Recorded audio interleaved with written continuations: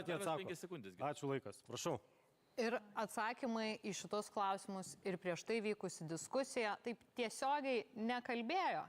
Bet iš tikrųjų tarp eilučių mes galėjom suprasti, jog visa šita publika iš esmės suka Lietuvą ne į vakarus, o į rytus. Bet apie Va, jiems juokinga. Jiems juokinga. Man nejuokinga.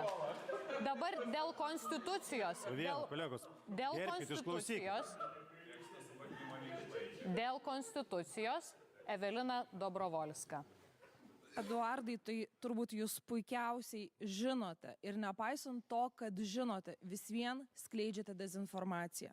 Kas prieštarauja, neprieštarauja konstitucijai. Gali nustatyti Lietuvoje išimtinai konstitucinis teismas. Į konstitucinį teismo Seimo nariai kreipėsi. Konstitucinis teismas nagrinėjo. Asmenvardžių rašybos įstatymas neprieštarauja konstitucijai. Nemanipuliuokit, neskleiskit dezinformacijos. Kolegos, primenu, kad tai yra LRT televizijos eteryje